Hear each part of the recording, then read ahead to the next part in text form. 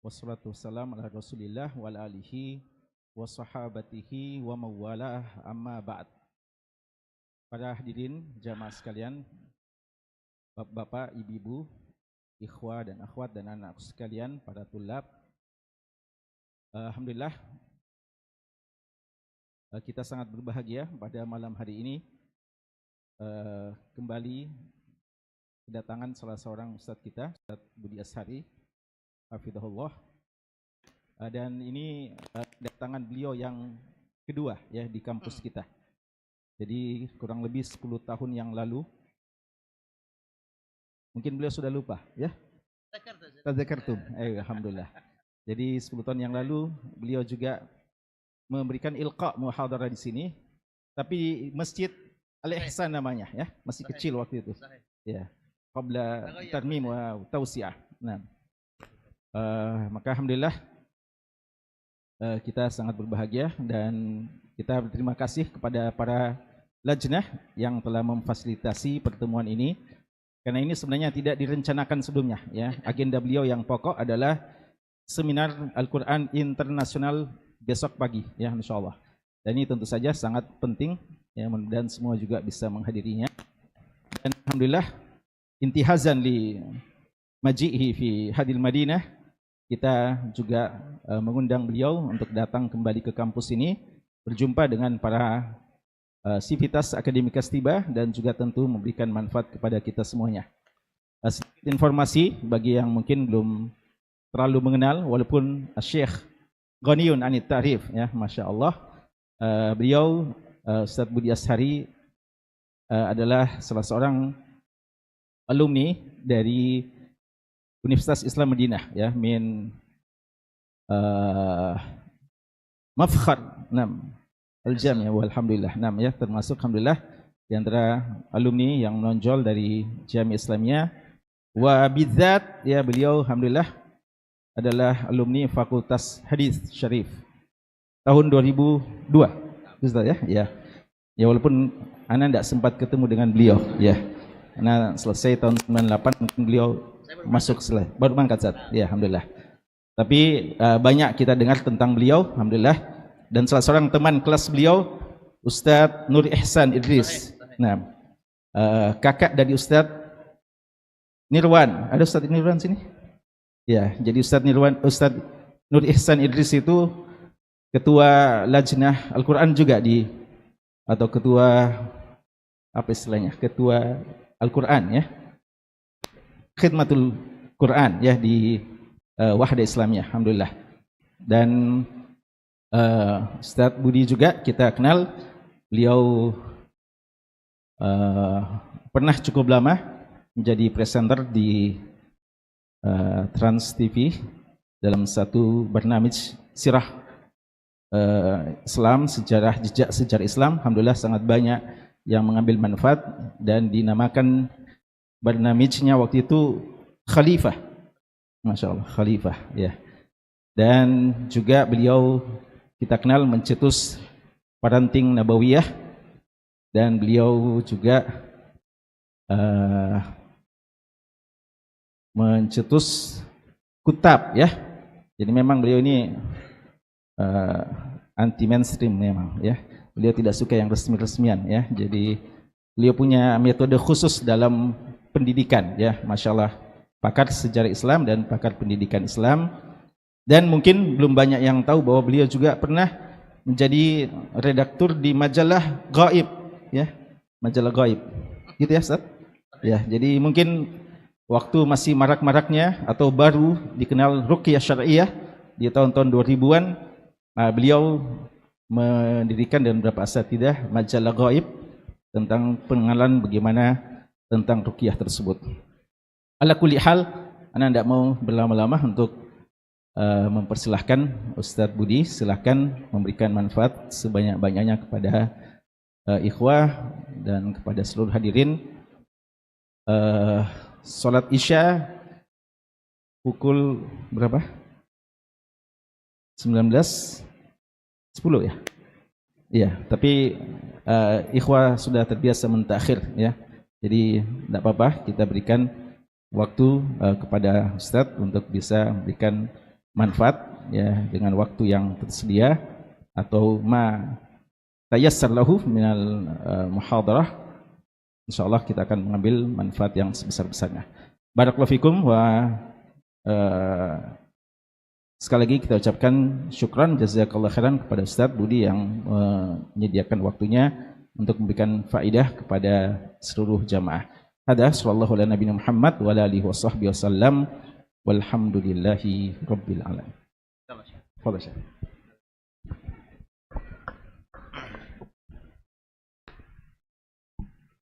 Bismillah. Assalamualaikum warahmatullahi wabarakatuh. Alhamdulillah alladzi bi ni'matihi tatimmus shalihat. Asyhadu an la ilaha illallah wahdahu la syarika lahu wa asyhadu anna Muhammadan abduhu wa rasuluh. Ballagha risalata wa adda al-amanata wa nasaha al-ummah wa jahada fillahi haqqa jihadih. Wa tarakana 'alal mahajjatil bayda lailuha kanahariha la yazighu 'anha illa halik. Allahumma fassalli wa sallim wa barik wa an'im 'ala rasulina wa imamina wa qudwatina Muhammadin sallallahu alaihi wasallam wa 'ala alihi wa ashabihi wa man tabi'ahu bi ihsan ila yaumiddin. Subhanaka la ilma lana illa ma 'allamtana innaka antal alimul hakim. Allahumma anfa'na bima 'allamtana wa 'allimna ma yanfa'una wa zidna ilman ya 'alim. Allahumma inna na'udzubika min ilmin la yanfa' wa min qalbin la yakhsha wa min 'ainin la tadma' wa min du'ain la yustajabu lah. Amma ba'd. Saya bersyukur pada Allah SWT. Bahagia sekali berkumpul dengan najtami bi hadhil wujuh at-thayyibah. Tubashshir wa tunawwir hadhil Madinah, masyaallah. Dan guru kita secara khusus Ustadzuna, ini guru saya, senior saya, beliau saat Yusron ini, bayangkan beliau lulus, saya baru berangkat. Jadi beliau sudah selesai menimba ilmu, saya baru mulai. Jadi saya ke sini bukan mau mengajarkan sesuatu, ke sini hanya karena memenuhi undangan beliau. Dia WA ke saya bilang kalaulah senior memerintahkan, manalah kita bisa menolak itu. Sehingga saya bilang apa yang bisa saya sampaikan, apa yang bisa saya bagi itu. Karena di sini banyak kibar syuyukh hafizahumullah dengan dakwah yang luar biasa, di membentuk kader-kader yang luar biasa seperti ini. Alhamdulillah saya manai ini sebagai sebuah silah akhawiyah yang indah sekali, dan berkumpul dengan orang-orang soleh, itu yang mahal. Teman-teman semua, saya, antum semua sama posisinya sebagai salah satu thalabatul ilm, sama dengan antum, dan cuma karena materi hari ini saya tadi baca dikasih judul itu. Judulnya saya lupa kalimat pasnya, kalau nggak salah apa, membangun peradaban dari kampus kah, kira-kira gitulah ya kalimatnya, saya lupa pas, mohon maaf. Tapi judul itu menarik, entah siapa yang buat saya juga tahu, tapi judul itu menarik sekali. Dan saya suka membahasnya di sini bersama, karena tempatnya tepat. Tempat yang tepat itu membahas sesuatu menjadi lebih terasa, dalam, lebih bertenaga, mudah-mudahan dampaknya lebih besar. Kalimat bahwa membangun peradaban dari kampus itu sudah 100% benar. Tapi jangan berharap kampus hari ini. Ini kita bahasnya langsung-langsungan aja Ustaz ya. Gak pakai basa-basi boleh. Masa orang Sulawesi Selatan basa-basi kan. Itu kami di Jawa saat yang penuh basa-basi, ya itu kami di Pulau Jawa yang orangnya orang Sunda, orang Jawa itu yang orang Makassar, orang Bugis, orang masa. Kalau kita bicara peradaban, kemudian kita berharap dari kampus, itu sudah benar 100%. Cuma kasih catatan tebal, bukan kampus hari ini. Oke? Bukan kampus hari ini. Saya bertanggung jawabkan kalimat saya. Saya akan sampaikan hari ini semampu waktu yang saya punya. Bukan kampus hari ini, sama sekali bukan. Kenapa bukan? Dari semua sisi bukan. Kan kita semua tahu bahwa semua ada surutnya. Kalau kita mau membangun peradaban, bermula dari kampus, dan memang harus begitu, surutnya harus dipenuhi, syarat-syaratnya harus dipenuhi. Begitu surut tidak ada kan batal.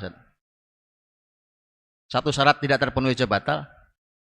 Begitu kan? Kalau kita sholat ada syurutus sihah. Syarat sah, satu nggak terpenuhi, batal. Apalagi kalau arkan, nah, kalau arkan antum nggak bisa bahkan sujud sahwi kan? Nggak bisa. Satu rukun hilang, batal. Nah ini masalahnya di sini. Sehingga saya katakan bahwa kalau berharap kebangkitan peradaban hari ini dari model kampus yang hari ini jauh panggang dari api. Bahasa orang Indonesia begitu ya. Kenapa begitu? Mari kita coba, saya ingin uraikan sedikit dengan perjalanan ilmu dalam Islam sedikit saja. Untuk mudah-mudahan bisa kita bahasanya kita coba ambil setiap perjalanan zaman itu, dan itu sebenarnya sudah disimpulkan oleh para ulama Islam dalam kitab literatur yang sangat amat melimpah dalam hal itu. Semua pembahasan ilmu itu tentu rujukan utamanya Rasulullah SAW. Semua kembali ke satu titik saja, Rasulullah SAW. Jadi kalau tadi saya ngobrol panjang, Masya Allah, jazakallahu khair, dengan teman kita yang jemput tadi itu, saya ngobrol panjang, tanya tentang distiba dan kuliah dengan semua jurusan, Masya Allah gitu ya. Kalau tiba-tiba ada jurusan perbandingan madhab gitu, Rasulullah satu madhabnya banyak gitu. Karena makanya ada perbandingan madhab, bahkan jadi jurusan hari ini ya di istiba. Itu kalau dipahami dengan perjalanan ilmunya, itu kita akan mudah sekali memahaminya. Dan karena kadang-kadang madhab itu menghadirkan pertarungan yang bahkan dalam sejarah jumudnya muslimin, dan itu menyebabkan muslimin ada di titik nadir peradabannya, dan titik nadir peradaban muslimin selalu ditandai dengan kehilangan kiblat pertamanya. Begitu. Itu salah satunya adalah pemikiran jumud madhab. Tidak salah pada madhab, nanti kita akan lihat. Saya ingin tunjukkan dulu di awal. Dia tidak salah pada madhab. Tetapi kemudian terjadi kejumudan cara berpikir. Akhirnya kemudian terjadi, dan saya berdoa pada Allah mudah-mudahan tidak terjadi lagi sampai seburuk itu. Karena sampai terjadi, la qadarullah, tidak berulang insyaallah hari ini, terjadi korban jiwa di dalam masjid. Dalam sejarah Islam pernah terjadi korban jiwa di dalam masjid gara-gara pertarungan madhab. Itu catatan hitam dalam sejarah. Anda tahu efeknya adalah kehilangan Al-Aqsa. Persis seperti sekarang hari ini kita Aqsa nggak balik-balik. Masya Allah, para mujahid terus berjuang. Kita di sini hanya bisa mendoakan. Mereka sudah sumbangkan orang-orang terbaik mereka. Mereka sudah tumpahkan dengan darah-darah suci mereka. Mereka sudah korbankan semua harta mereka. Mereka sudah keluarkan segala macam ilmu mereka. Dan an-nasr qarib insyaallah. Jadi teman-teman yang dirahmati Allah, jadi kalau kita mau bicara tentang peradaban Islam, Islam itu pasti pusarannya adalah Rasul, pusaran utamanya. Dan ada hal yang menarik dalam kajian Al-Quranul Karim. Dalam kajian Al-Quranul Karim kita semua mafhum, semua ini sudah paham di kita. Umpamanya ini pembahasan yang saya cuma ngasih kuncinya, nanti antum bisa diskusikan, tadaburi bersama, apalagi teman-teman mahasiswa, Masya Allah. Para ulama tafsir ini, saya sedikit agak lompat-lompat teman-teman ya. Para ulama tafsir itu membahas Al-Quran dengan dua tartib. Ada namanya at-tartib al-mushafi, urutan mushaf, dan itu kitab tafsirnya kita semua kenali. Para ulama menulis tafsir, dan tafsir pertama yang lengkap adalah tafsir At-Tabari rahimahullah ta'ala. Dan itu tafsir dengan urutan mushaf. Makanya dimulai dari Al-Fatihah, diakhiri dengan An-Nas. Tapi kemudian para ulama mengatakan ada urutan yang kedua, yang itu agak jarang tafsirnya, tapi ada. Yaitu tafsir dengan urutan alat tertib an-nuzul, alat tertib an-nuzul. Itu ada tafsirnya. Para ulama menulis beberapa kitab tafsir, beberapa tulisan pernah saya baca tentang tafsir dengan urutan tartibin nuzul, dan ternyata juga dahsyat. Walau terjadi khilaf ulama tentang tartibun nuzul surat, itu ya. Tapi menarik ijtihad para ulama bahkan untuk menuliskan tafsirnya. Tartibun nuzul. Nah, ini menjadi menarik. Sekarang salah satu contoh menarik. Para ulama ketika dalam ilmu tafsir, dan kita semua tahu bahwa ada salah satu kunci penting untuk membuka Quran, tafsir Quran adalah ilmu munasabah umpamanya. Ilmu munasabah mencari kesesuaian antara ayat dan ayat, surat dan surat, ayat dan surat, pembuka dan penutup surat, pembuka dan penutup, pembuka dan pembuka, penutup dan penutup, pembuka dan penutup ayat, dan seterusnya. Bahkan ada tafsir khusus dalam hal itu. Al-Biqai umpamanya punya tafsir tentang masalah Nadmud Durar, itu tafsir seutuh-utuhnya itu tentang isinya munasabah saja. Oke, itu Masyayikh hafidhakumullah. Pembahasan ini kemudian menjadi menarik ketika yang berhubungan dengan pembahasan kita. Kalau menafsirkan Quran dengan tartibun nuzul, dengan tartib mushaf, ternyata punya rasa yang sangat berbeda. Tentu semuanya mukjizat, dan itu semuanya memberikan panduan yang hudan lil muttaqin. Itu Al-Quran Al-Karim. Kita semua tahu kalau pembukaan mushaf dimulai dari Al-Fatihah, diakhiri dengan An-Nas. Para ulama tafsir mengatakan, apa hubungan antara pembuka dan penutup Quran? Bukan surat. Hubungan Al-Fatihah dengan An-Nas. Oke. Sekarang bayangkan itu, apa hubungan antara pembuka ayat yang diturun ala tartibin nuzul, yang diturunkan berdasarkan urutan turun, pembukanya kita tahu surat Al-Alaq, Iqra bismi rabbikal ladzi khalaq, 5 ayat, dengan ayat terakhir yang turun.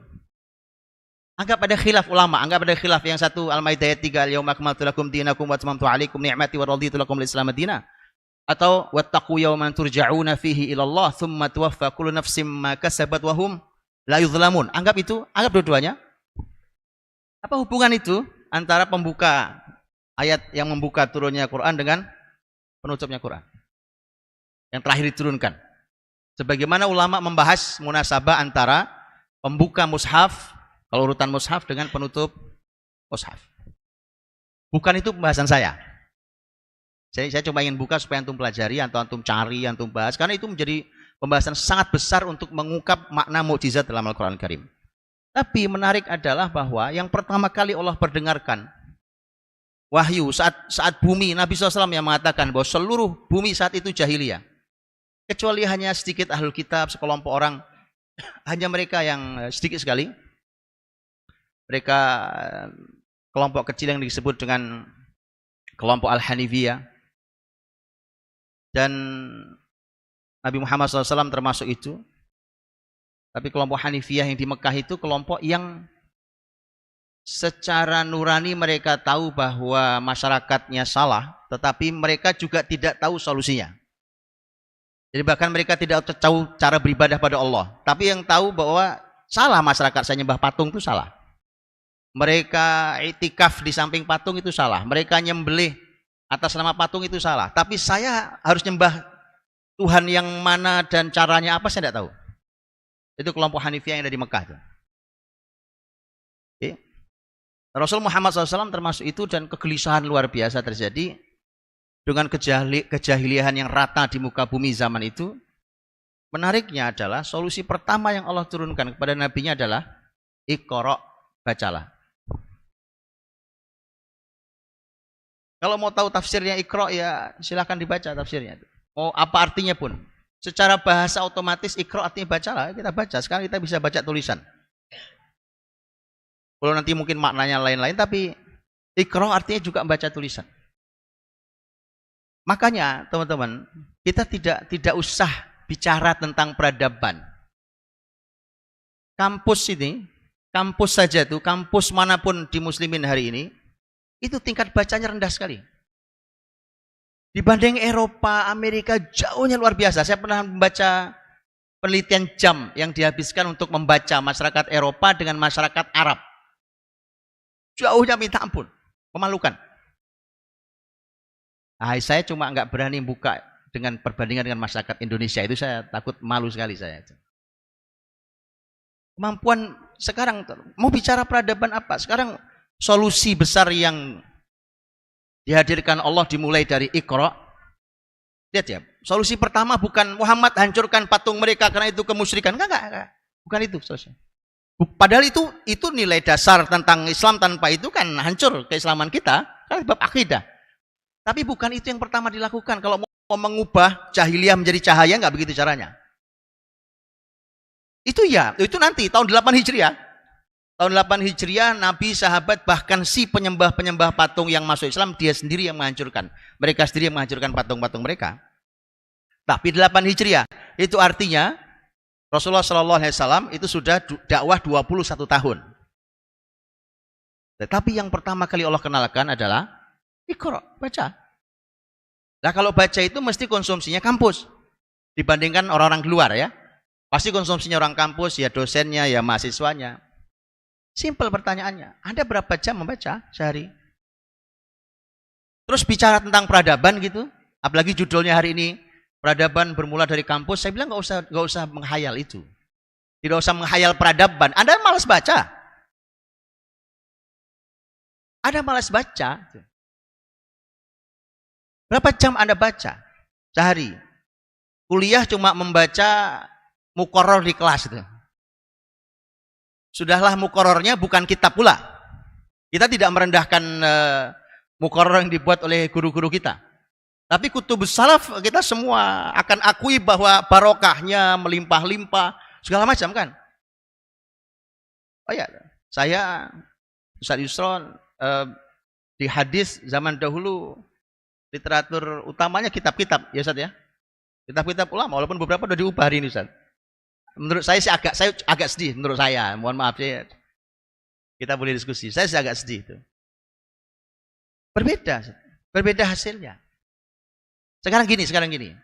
Kita boleh perbandingkan boleh enggak ya? Gini. Enggak usah perbandingkan orang.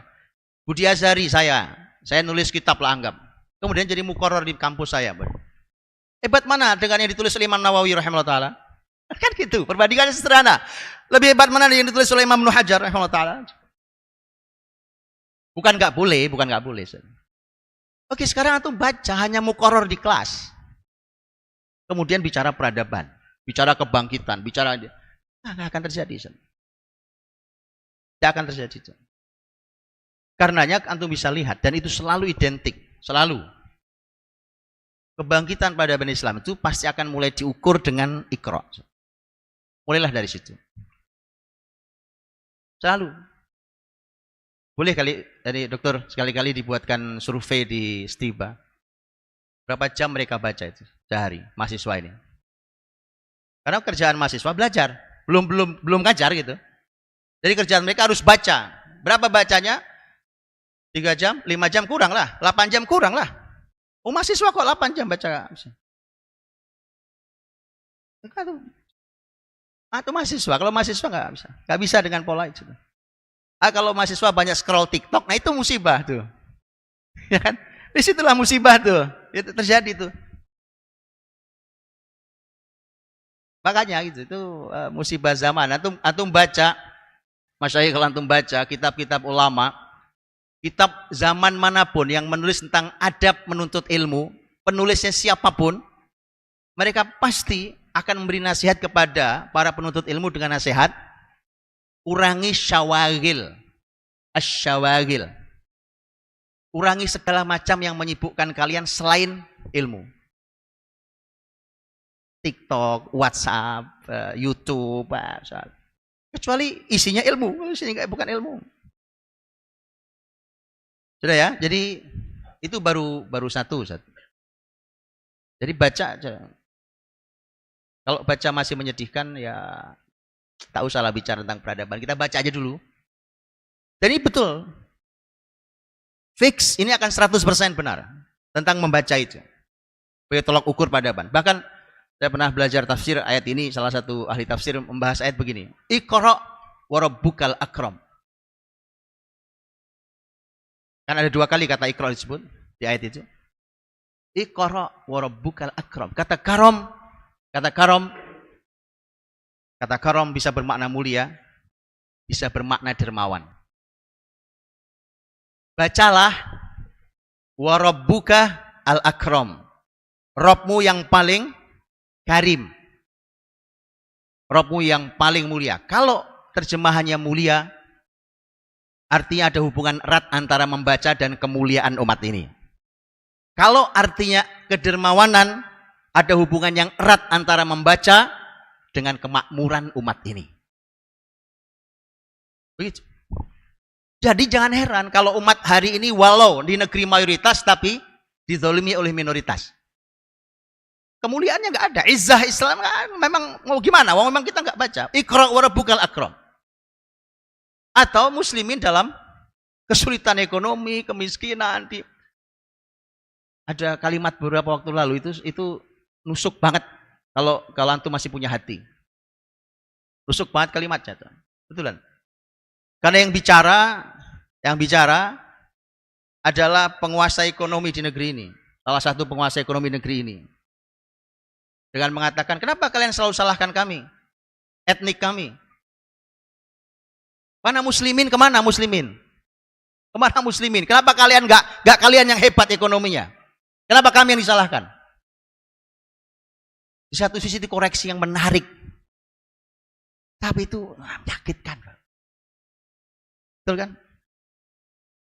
Kemudian kita cuma bisa teriak-teriak di medsos, komentar medsos. Enggak ada gunanya komentar antum.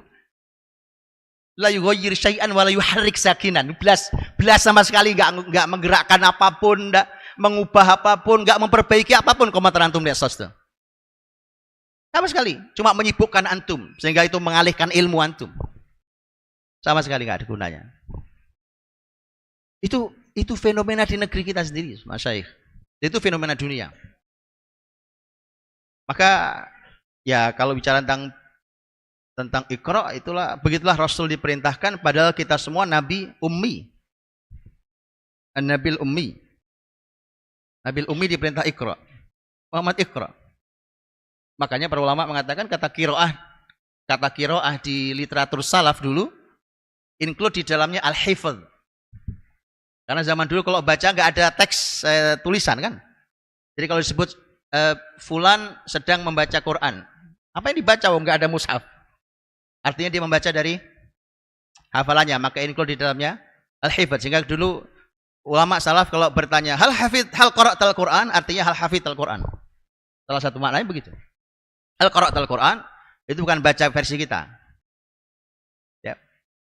Baik, teman-teman dirahmati Allah. Turun dari Rasul SAW itu, kemudian para sahabat kan semua belajar ke Rasul SAW. Itulah kalimat Imam Malik rahimahullah ta'ala.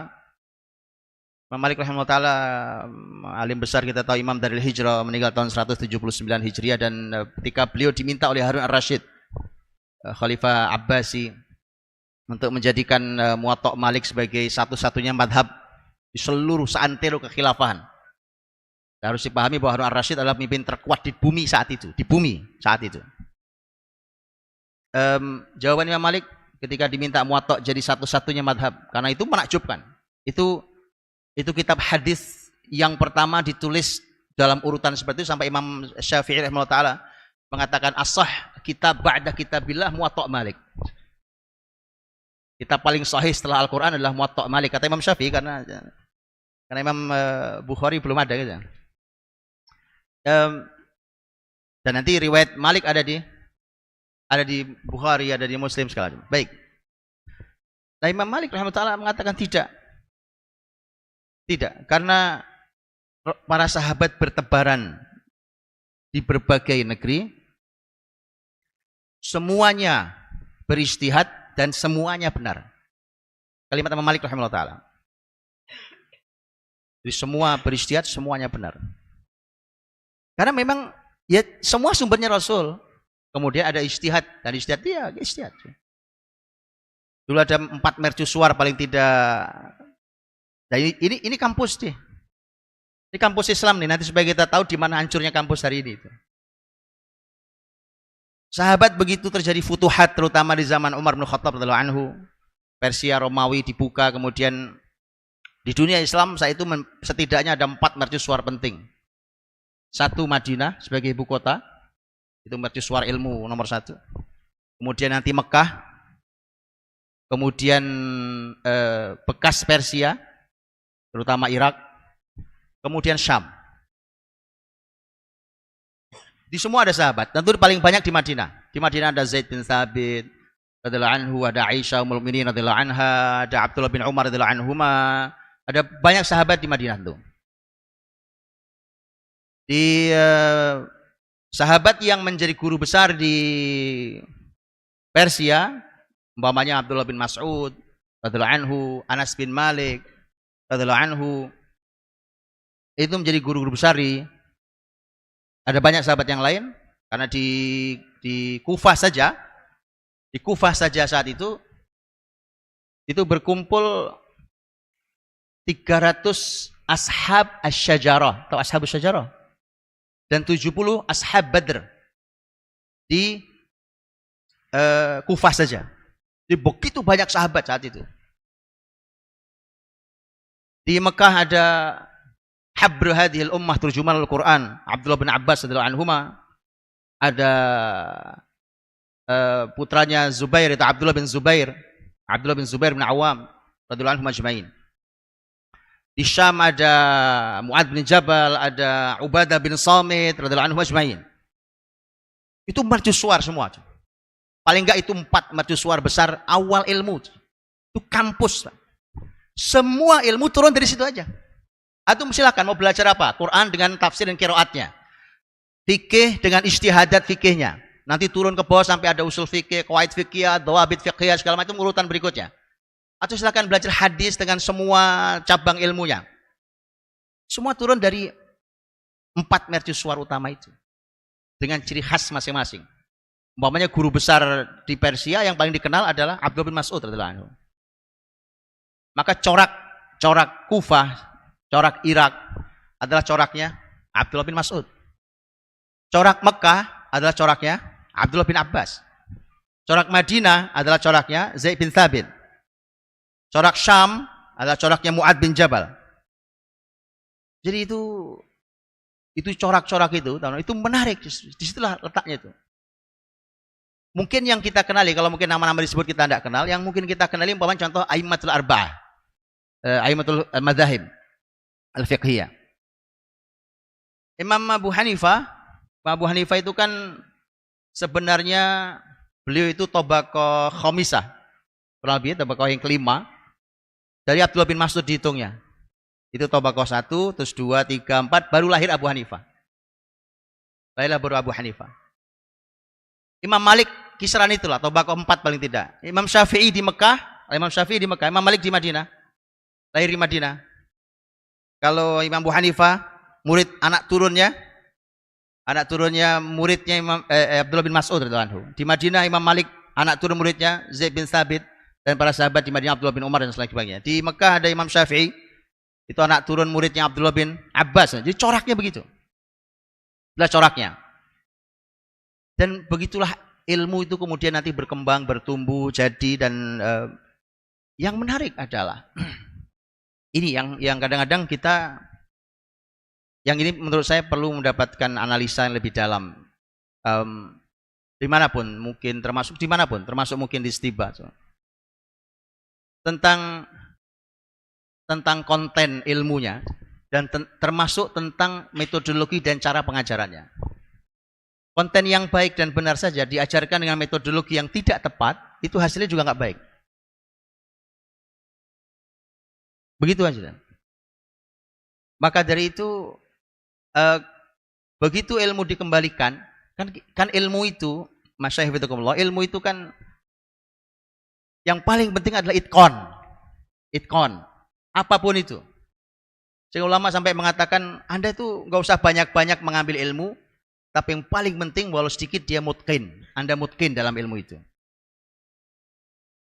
Karena berbeda yang belajar sudah macam-macam, belajar, tapi nggak ada satupun yang itkon. Anda belajar semua. Fikih, usul fikih, tafsir, usul tafsir, qawaid fikih, hadis dengan ilmu jarh ta'dil, ilmu ruwah, ilmu segala macam. Kemudian nanti apa? Semua untuk pelajari itu, tapi tidak ada yang itkon satupun. Ada tahu mutqin? Mutqin itu kalau gambarannya seperti teman-teman penghafal Quran. Ya, teman-teman penghafal Quran itu sekali duduk 30 juz bisa, dan itu biasa. Betul? Tanpa buka mushaf, istirahat paling cuma sholat, balik lagi, dan itu begitulah itkon tuh. Sekali duduk 30 juz dia baca aja dari Al-Fatihah sampai An-Nas. Itu itkon. Ya enggak ada yang buka sama sekali itu. Kalau belum itu belum itkon. Ilmu belum mutqin levelnya. Dan cara belajar itu yang membuat ilmu itu betul-betul karenanya Al-Qur'an yang diminta oleh Al-Qur'an adalah ar-rusukh fil ilm war-rasikhuna fil ilm. Bukan orang yang pernah belajar, bukan, tapi orang yang rasikh. Rasikh itu tertancap kuat seperti gunung di bumi ini. Oke, bukan ujian kemudian selesai dan lupa, itu sih. Ada itkonnya. Nah, teman-teman rahmati Allah, itu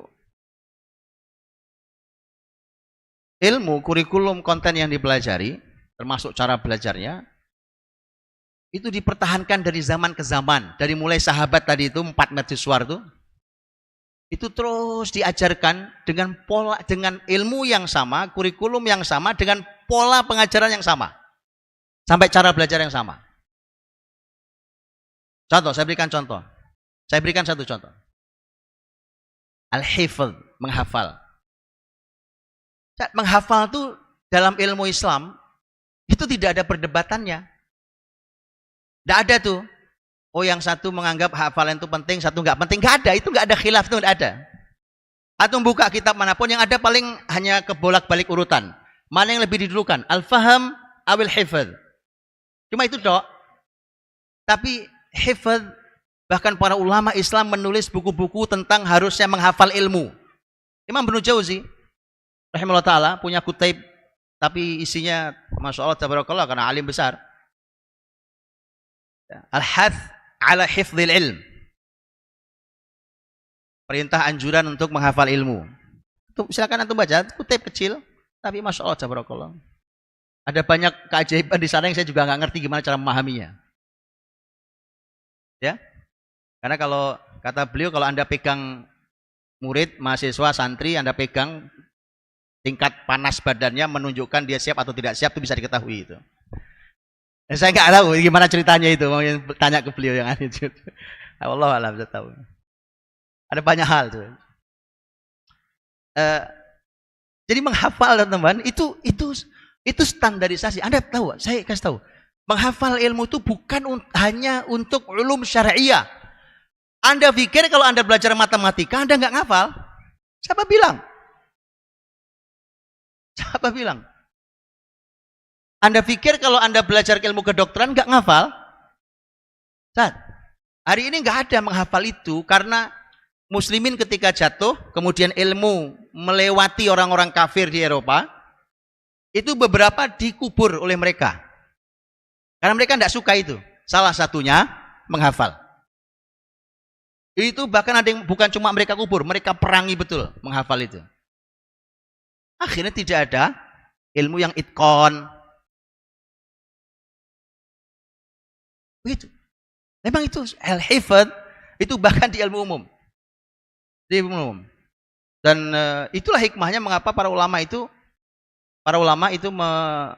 membuatkan umpamanya berbagai macam ilmu itu dibuatkan urjuzahnya. Dan Rojaz itu salah satu bahar di Kita tahu di ilmu pembuatan syair Arab, syair Arabi itu kan ada bahar-baharnya. Salah satunya bahar rojas. Bahar rojas itu bahar paling mudah. Kenapa? Supaya ilmu itu mudah dihafal oleh siapapun.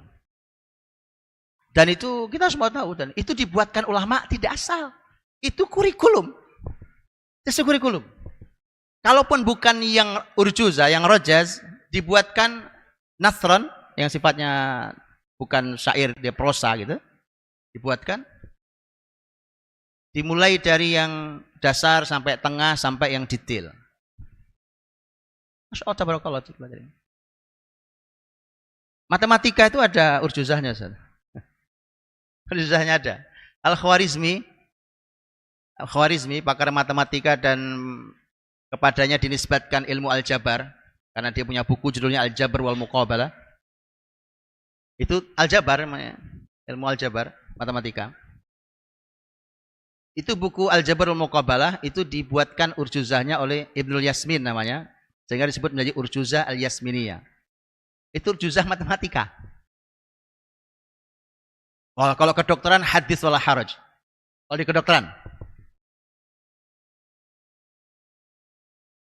salah satu legendaris maunya Ar-Razi dengan Al-Hawi fit Tibnya. Ini Abu Bakar Ar-Razi. Karena Ar-Razi ada beberapa nama. Ini Abu Bakar Ar-Razi, abad 3 Hijriah. Ibnu Sina bahkan ada nanti akan berlevel tuh. Ibnu Sina itu punya urjuzah as-Sinaiyah itu ada 1300-an bait, mungkin 1360 bait. Kedokteran dihafal, kebayang nggak? Bukan mereka nggak lab, mereka lab itu. Tapi untuk mudah mengajarkannya, menghadirkan ar-rasikhun fil ilm, begitu. Itu kepegang ilmu. Ilmu baru kepegang tuh.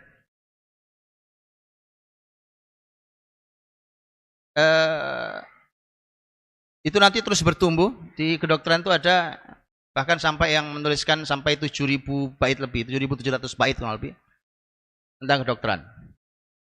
Bait syair dan ngafal syair kan gampang, Zat. Dan kalau hafal nggak hilang. Itu indahnya. Karena kalimat indah syair itu kelebihannya tidak hilang. Tidak mudah hilang.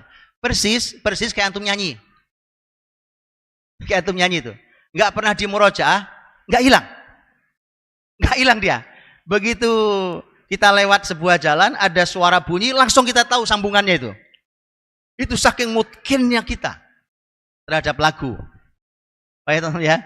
Memang begitu. Itu kelebihan syair. Dan antum tahu lah, antum kan juga menghafal mutun ilmiah. Itu mudah sekali menghafalnya, kemudian mengingatnya dan seterusnya. Itu metodologi itu, Masyayikh Bitakumullah, itu kan dibuat oleh para ulama Islam untuk memudahkan siapapun belajar ilmu dengan cara yang sangat mudah. Tentu bertahap tuh. Ya, dan terus tahapannya, dan nanti sampai kita kenali yang tahapannya sudah tinggi, biasanya sampai level alfiyah berarti 1000, kemudian sudah sampai ribuan. Tadi saya bilang contohnya sampai ada 7.700, itu di ilmu kedokteran umpamanya. Alfiyah berbagai macam ilmu, alfiyah fin nahwu, alfiyah bin Malik yang masyhur. Ada alfiyah Sirah Nabawiyah Al-Iraqi. Al-Iraqi juga punya alfiyah dalam ilmu mustalah. Ada banyak sekali alfiyah. Di berbagai macam ilmu. Nah, metodologi itu enggak tergantikan. Karena masalahnya bukan masalah sekedar hafal-hafalan, kan semua ilmu, semua hal dalam syariat ini ada maqasidnya. Maksud Anda belajar ini apa? Gini gampang gini. Anda belajar bahasa Arab, anggap belajar ilmu nahwu, sharf, balaghah. Oke.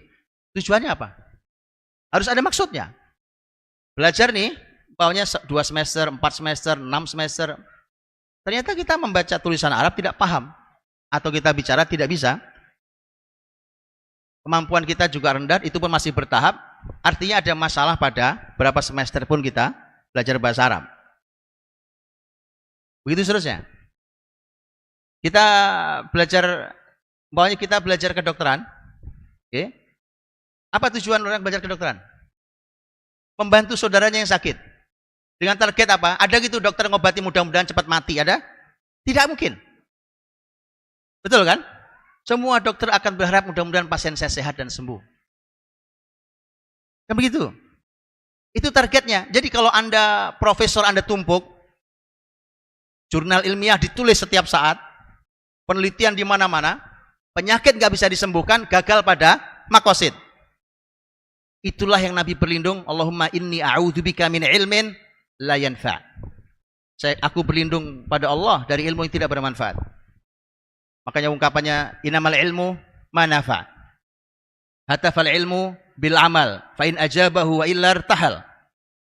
Ilmu itu mengajak, memanggil untuk diamalkan. Kalau diamalkan dia tetap di situ, kalau tidak dia pergi. Itu maksud semua ilmu tuh. Begitulah maksudnya itu.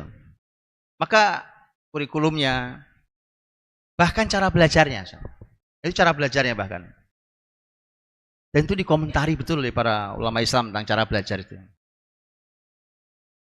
Dan Masyayikh antum di sini punya pengalaman luar biasa menuntut ilmu di berbagai bumi Allah yang antum tanyalah bagaimana barokahnya belajar di masjid kayak begini.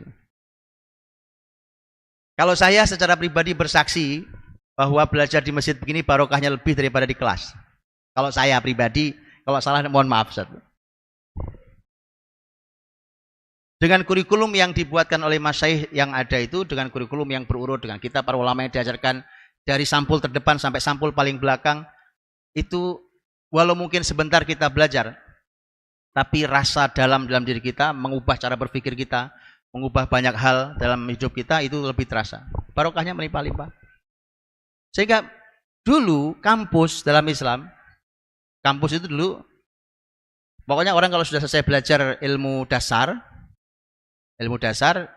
langsung namanya madrasah. Madrasah itu setelah ilmu dasar selesai, ya kurang lebih sekitar SD lah, bahasa kita lulus SD namanya madrasah. Sampai dia menjadi orang besar itu namanya madrasah. Jadi dulu nggak ada leveling itu. Ya kalau Anda anggap leveling itu nggak penting, coba aja Anda berani buang nggak itu aja. Coba aja. Nggak, nanti kita akan malu ketika Barat mulai membuang beberapa level. Karena ya bukan bicara masalah level sebenarnya, bukan masalah penamaan TK, SD, SMP, SMA, 1, S2, S3, bukan begitu aja.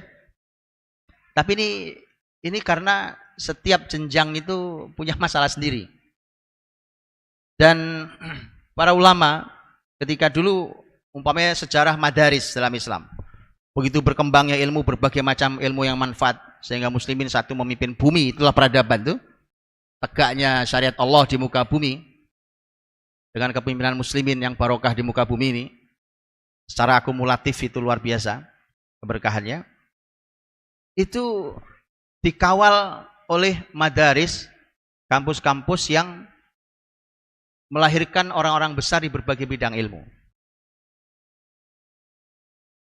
Nah, silakan dipelajari. Itu sampai terakhir muslimin kehilangan kepemimpinan di bumi, itu polanya masih sama. Kemudian setelah ilmu ini melewati tadi daratan Eropa, kemudian dibawa kemana-mana, ya kan, melewati orang-orang kafir, kemudian masuk balik ke kita lagi. Oke, itu sudah banyak yang berantakan. Kemudian kita cuma menyesuaikan. Hasilnya nggak akan lebih pintar daripada orang kafir itu. Nah, silakan lihat hari ini. Makanya hari ini itu sudah mulai banyak penyuaraan untuk, saya sudah cek di berbagai pertemuan kajian internasional para ulama segala macam, bahwa seruan untuk mengembalikan pola pembelajaran seperti zaman madaris kebesaran Islam dahulu. Dan itu bisa dibaca, semua literasinya masih sangat lengkap. Masih sangat lengkap. Itu bisa bayangkan. Pamai contoh nih, ini yang diakui UNESCO. UNESCO mengakui bahwa universitas pertama di bumi kan Qarawiyyin, betul ya? Universitas Qarawiyyin di kota Fez, di Maghrib, di Maroko.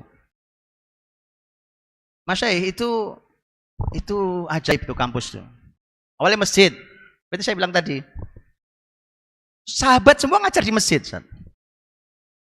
Hari ini bayangkan, kita nggak sadar ketika tiba-tiba kalau belajar gini itu dianggap belajar informal. Kemudian informal itu kita anggap levelnya di bawah formal.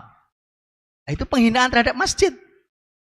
Ya Syekh, jamiah itu, universitas yang kita sebut jamiah itu semua sahabat mulai dari masjid, muslimin mulai dari masjid. Universitas pertama yang diakui PBB UNESCO itu asli bukan universitas versi hari ini, tapi Jami' Qarawiyyin. Masjid Jami' Qarawiyyin, Masjid Jami' yang bangun Fatimah Al-Fihri, perempuan yang mewakafkan hartanya untuk membangun itu. Ajaib itu. Itu kampus dibangun abad 9 Masehi, abad 3 Hijriah. 245 Hijriah, 895 Masehi. 110 tahun sebelum Al-Azhar berdiri. Antum tahu perbandingan dengan kampus pertama berdiri di Eropa? Itu di Itali. Ada Salerno dan ada Bologna. Itu berdiri tahun 1050 dan 1080. Kisaran itu. Jauh banget. Jauh banget saya. Jauh kemana-mana itu.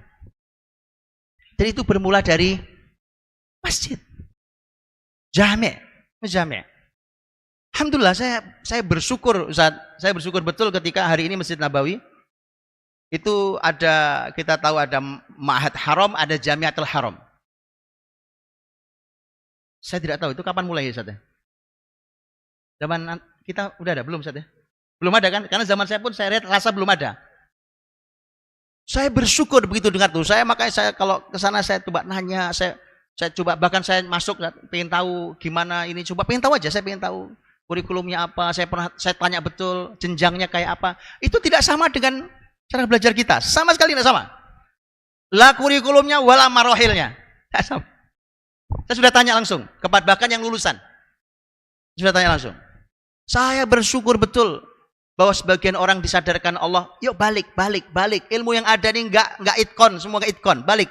Enggak ada nih. Kemudian tidak memberikan manfaat, banyak tidak. Saya tidak katakan tidak memberi manfaat, okay? Tapi kalau kita mau bicara tentang peradaban, begitulah. Begitulah madaris dalam sejarah Islam, dan dibuat Masya Allah, Tabarakallah, dan bahkan dahulu itu gini, Mas Syed, ada buku judulnya Ad-Daris fi Tarikhil Madaris. Itu penulisnya hanya mengungkapkan tentang madaris yang ada di Damaskus di zaman beliau. Menarik adalah salah satunya adalah pembagian versi kampusnya. Ada kampus disebut dengan Darul Quran. Itu orang-orang fokus Quran. Ada Darul Hadis, ada Darul Quran wal Hadis, ada madrasah berdasarkan madhab, madrasah Hanafiyah, madrasah Syafi'iyah, madrasah Malikiyah, madrasah Hanbaliyah. Kemudian ada madrasah Tibbiyah. Dan seterusnya, itu pembagiannya indah betul. Masya Allah, tabarakallah. Jadi sekarang gini, karena kalau saya secara pribadi cukup sedih ketika orang merendahkan madhab dan menganggap madhab sebagai sebuah sumber perpecahan. Itu karena Anda tidak mengerti dan Anda tidak tahu caranya, itu masalahnya. Ada tuduh madhab itu. Nah, madaris dulu, itu ada madaris berdasarkan madhab. Dan itu yang mengawali kebangkitan Islam. Atau baca bukunya Dr. Majid Ihsan Kailani tentang Hakadha Dhahara Jili Salahuddin wa Hakadha Adadil Quds. Atau baca bukunya bagaimana penyebab dan kemudian kemunculan kembali, bagaimana muslimin kembali bisa merebut kiblat pertamanya dan seterusnya, dengan sebuah proses panjang yang paling sedikitnya 50 tahun prosesnya. Bukan tiba-tiba muncul Salahuddin Al-Ayyubi, dan enggak gitu. Enggak begitu. Itu Salahuddin itu cuma cicit dari desain besar yang diubah, alur masar at-tarbiyah yang ada diubah jalurnya dari jalur yang tadinya salah kemudian menjadi jalur yang benar dan seterusnya. Harus dimulai dari situ memang. Baik. Sudah habis waktu saya, sudah terlalu banyak. Terakhir. Ada poin menurut saya sangat penting harus saya sampaikan. Karena sebenarnya ada detailnya panjang. Tapi ada poin sangat penting, Mas Syahya, itu masalah, ini penting banget. Karena tidak terpisahkan, dan ini sudah diwanti-wanti bahkan dalam syariat ini. Tentang bagaimana dana itu sangat mempengaruhi kita hasilnya seperti apa. Betul? Sekarang gini, didiklah anak Anda dengan harta-harta syubhat dan haram. Apa hasilnya kira-kira? Nah, didiklah mahasiswa Anda dengan dana-dana syubhat dan haram. Silakan cek hasilnya kayak apa mahasiswa Anda. Silakan bangun sekolah-sekolah Anda dengan sumber-sumber syubhat dan haram. Silakan cek kayak apa hasilnya sekolahan Anda, anak-anak muridnya. Karena itu, karena madrasah, pendidikan, kampus-kampus itu merupakan tempat melahirkan SDM manusia, dan itu merupakan unsur terpenting di peradaban bumi, yaitu manusia, maka muslimin tidak mau tawar-menawar. Kampus satu-satunya sumber dana yang paling besar adalah wakaf. Tidak ada yang lain. Infak, sedekah pasti ada. Makanya madaris zaman dulu itu dibangun dengan dana-dana wakaf. Kalau sudah wakaf, hadirin, kalau wakaf itu Masya Allah, tabarakallah. Kita tahu barokahnya harta wakaf itu.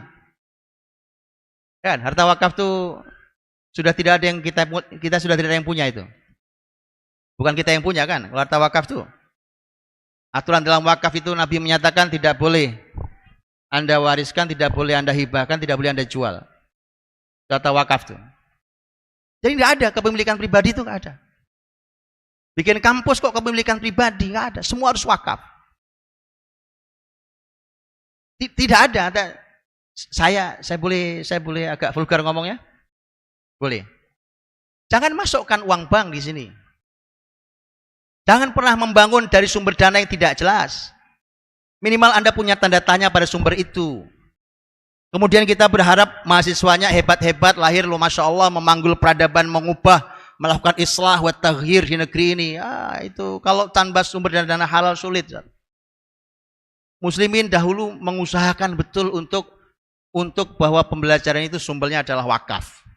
Dari fasilitasnya sampai pembiayaan operasionalnya. Menggunakan wakaf produktif. Umpamanya dahulu dirikan madrasah alal madzhab, contohnya madrasah Syafi'iyah. Ditunjukkan syekhnya ini, pengajar ini, madrasah Syafi'iyah di sini yang mau ngambil mazhab Syafi'i masuk ke madrasah ini, dan untuk pembiayaan semua gedungnya semua wakaf, dibangun harta wakaf, tanah semua wakaf. Untuk operasionalnya itu diberikan dari wakaf-wakaf produktif. Itu ditunjukkan kebun yang ini, pasar yang ini, semua diwakafkan. Hasilnya untuk madrasah Syafi'iyah ini. Begitu juga madaris yang lain. Begitu. Dan itu luar biasa. Di saat itulah Allah memberikan keberkahan luar biasa. Berikan keberkahan luar biasa pada ilmu-ilmu yang diajarkan di tempat itu. Karena topangannya adalah topangan keberkahan. Kita berpindah dari satu keberkahan ke keberkahan berikutnya. Ya harus sudah mulai diupayakan itu. Harus mulai diupayakan. Memang tidak sempurna di awal ya, pasti. Tapi kita tidak pernah mulai, mau kapan sempurnanya kalau tidak pernah mulai? Kita harus mulai hari ini juga, mulai. Kita harus mulai hari ini. Yang pasti pertama, semua fasilitas dibangun, diadakan dengan wakaf. Tidak ada kepemilikan pribadi. Yang kedua, operasional mulai kita bangun bisnis wakaf. Ini kalau mau barokah hasilnya. Kalau mau generasi ini barokah karena didanai dengan dana-dana barokah. Itu contohnya di peradaban Islam sangat menakjubkan. Madrasah Nizamiyah, salah satu madrasah yang luar biasa. Madrasah Nizamiyah itu usianya sampai 4 abad. Dan kebaikan pendirinya namanya Nizamul Mulk. Nizamul Mulk itu bukan nama. Bukan nama, itu gelar. Karena dia dulu menteri. Dia menteri, dan ini salah satu menteri terbaik yang pernah dimiliki oleh sejarah Islam. Di Bani Saljuk. Nizamul Mulk. Nizamul Mulk mendirikan Madrasah Nizamiyah. Ini sebagai penutup saya cerita sedikit tentang Nizamul Mulk. Madrasah Nizamiyah didirikan Nizamul Mulk. Itu berdirinya abad 5 Hijriah. Abad 5 Hijriah. Dia dirikan saat itu pertama kali di Baghdad. Kenapa dia dirikan di sana? Karena saat itu salah satu yang mendorong kuat untuk dia mendirikan adalah dunia Islam itu kan sudah abad 5. Jadi tahun sudah akhir, menjelang akhir. Jadi sudah kurang lebih hampir tahun 500 Hijriah. Itu melihat bahwa sudah mulai terjadi pergerakan pemikiran sesat di dunia Islam. yang marak saat itu adalah keyakinan batiniah Ismailiyah. Itu merebak di dunia Islam dan sangat mengganggu muslimin.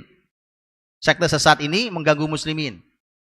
Dari mulai Persia, dari mulai Irak, Suriah, kemudian bahkan sampai nanti masuk ke Mesir, berdirilah nanti Al-Azhar.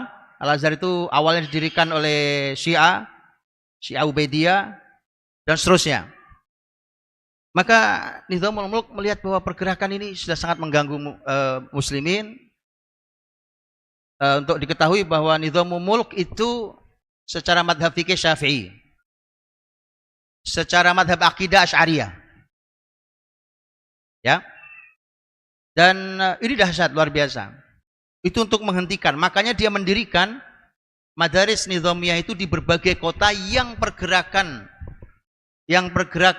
batiniah Ismailiyah itu sangat besar di sana. Maka dia mendirikannya di ibu kota, di Baghdad, kemudian di Mosul, di Maru, di Asfahan, di berbagai macam kota-kota penting yang di situ pergerakan Ismailiyah kuat untuk mengkanter itu. Nizamul Mulk orang pintar sekali. Masya Allah, tabarakallah, orang pintar sekali. Dan orang kaya sekali. Dia Perdana Menteri, dia ditegur sama rajanya, Raja Saljuk, Bani Saljuk. Karena menurut sang raja ini, Anda terlalu banyak mengeluarkan uang. Bukan uang negara. Kalau uang negara, raja nggak akan memberikan teguran kayak gitu, langsung dihentikan. Ini uang negara. Karena uang pribadi.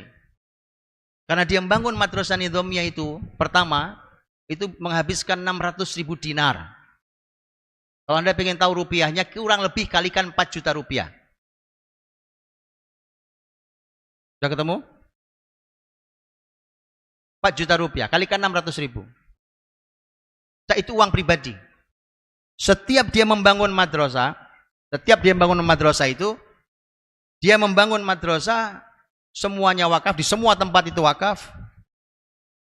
Ada belasan kota dia bangun, semuanya wakaf, dan selalu ada wakaf produktif yang itu bahkan berlebih untuk digunakan membiayai cabang-cabang madrasah nizamiyah itu. Antum silakan baca dan itu lahir ulama-ulama besar yang kita kenali.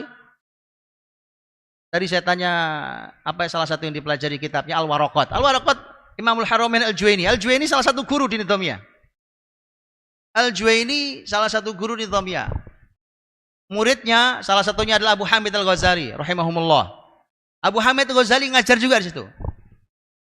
Jadi ulama besar dunia Islam lahir.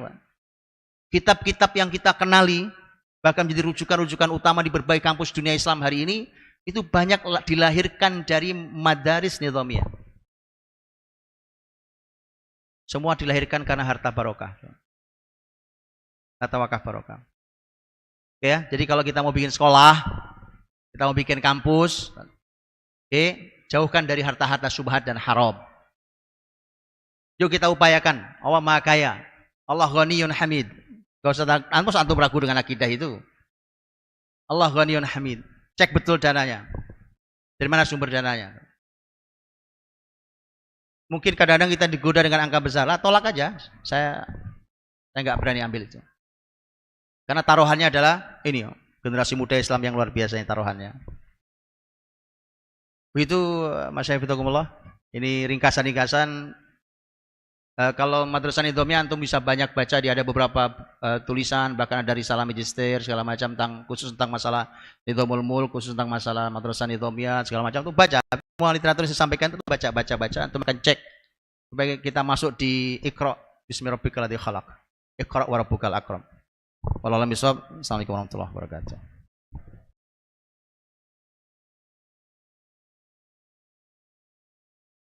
Alisha.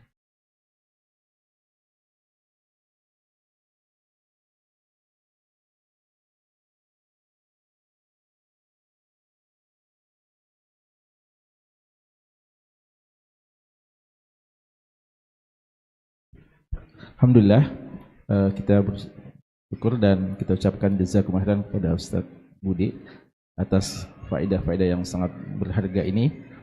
Dan mungkin sebelum kita tutup, kita mau berikan satu kesempatan ya, kalau ada yang mau bertanya di antara hadirin, silakan. Farhan. Tal. Ya, satu saja ya, karena kita akan sholat Isya.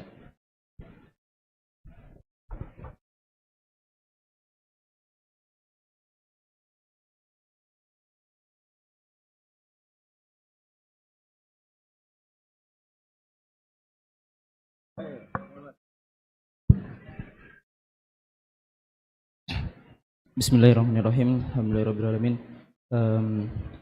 Afwan Ustaz, astagfirullahaladzim. Ismi Muhammad Farhan, ana min Boni. Wa ana jalastu fi mustawa sabi' al-an, sabi' fi min muqarranatil mazahib tabaan. Aswali ya Ustaz, astazinukum ayyuhal ikhwah. Oh ya, nam Ustaz. Syukron kesempatannya Ustadz.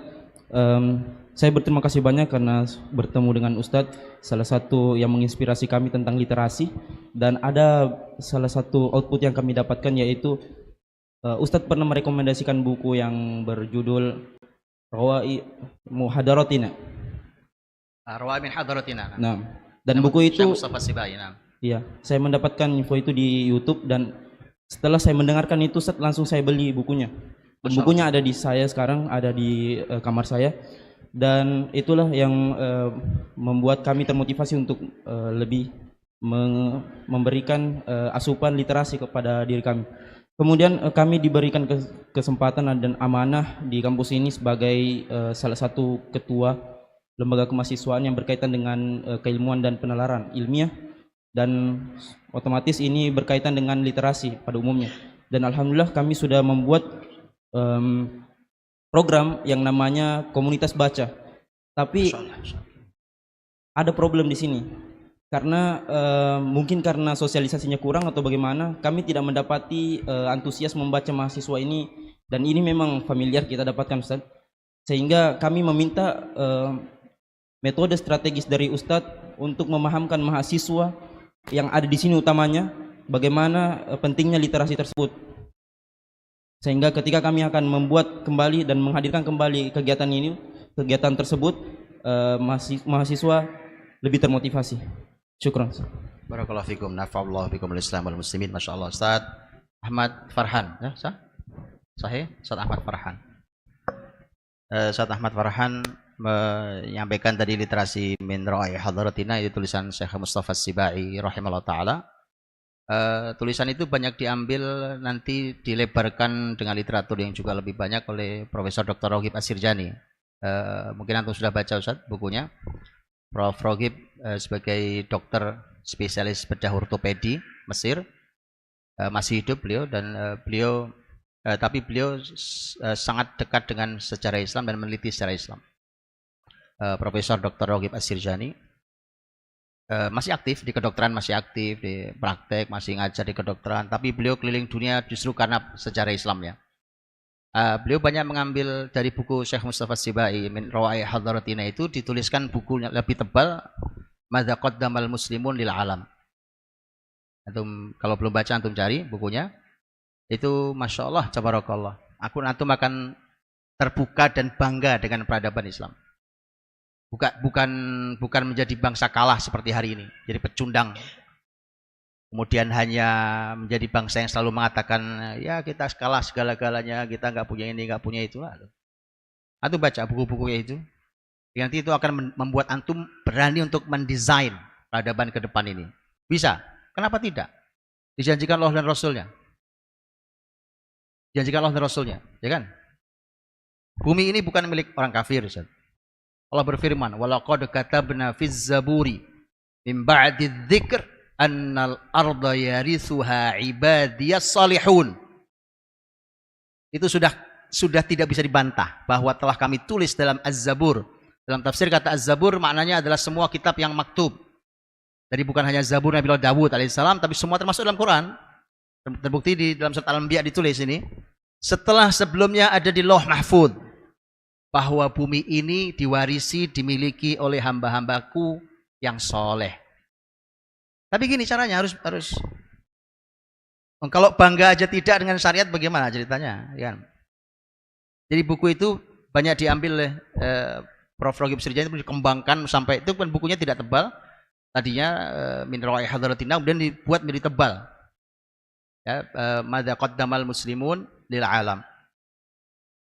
Baik, yang kedua beliau menyampaikan tentang masalah literatur, dan Masya Allah beliau sekarang ada di bidang yang merupakan intinya ilmu. Masalah literasi, intinya ilmu. A'anakumullah Ustaz, saya bantuin antum sekarang. Saya bantuin antum dengerin saja. Nih ada mahasiswa di sini. Falyuballighi syahidul ghaib. Nanti yang enggak hadir tolong dijelaskan. Sampaikan kalimat saya, dua kalimat saya. Ya, dua kalimat saya saja untuk tema membaca ini, Ustaz.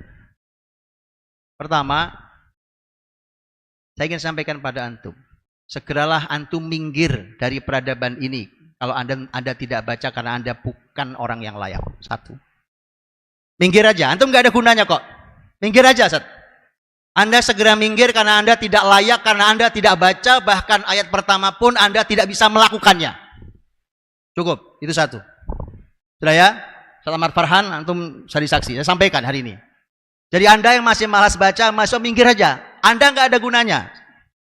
Clear, nggak ada gunanya. Anda mau bicara peradaban, nggak usah bicara peradaban. Anda nggak ada gunanya. Anda boleh protes kalimat saya. Saya bertanggung jawab, jangan protes ke beliau, protes ke saya. Saya akan jawab kalimat antum, saya siap diskusi sampai besok pagi dengan antum tentang tema membaca. Gak ada gunanya. Karena gak ada itqan ilmu antum sama sekali. Satu. Yang kedua, dari mana Anda bicara tentang perjuangan syariat? Wong literatur Anda tidak tahu, Anda mau memperjuangkan apa? Itu kalimat kedua. Jadi sebenarnya apa yang Anda perjuangkan? Pantas gak pernah menang. Berdiri bangunan, dirobohkan musuh. Berdiri bangunan, dijatuhkan lagi oleh lawan. Selalu begitu. Karena Anda tidak pernah tahu dan itu tidak terhubung satu sama lain. Mas Syekh, ini masjid, Masya Allah, tabarakallah. Itu enggak cuma bangunan tembok satu, enggak begitu. Lihat, tembok dengan semua penopangnya, semua jenis. Ini bukan cuma tembok. Ya tembok, ya tiang, ya atap, ya kayu, ya semua. Begitulah syariat itu, peradaban begitu. Begitulah peradaban itu.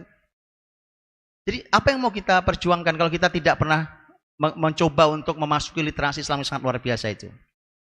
Anda akan mendapatkan petunjuk, bahkan Anda akan mendapatkan inspirasi tidak terbatas. Hari ini orang miskin ide, miskin inspirasi. Anda akan dapat ide, inspirasi dari membaca. Anda bisa mendesain hal baru yang tidak pernah dipikirkan oleh siapapun zaman sekarang ini. Nah, jadi kalau Anda ingin ini kita perlu kreatif. Enggak, Anda enggak akan mentok kreativitasnya. Kreativitas tanpa batas dengan membaca literasi. Sudah Ustaz Marwan?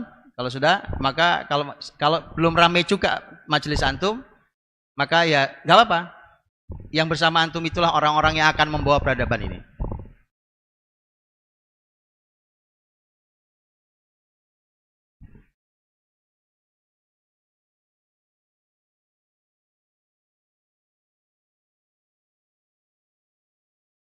Ya kita sholat ya.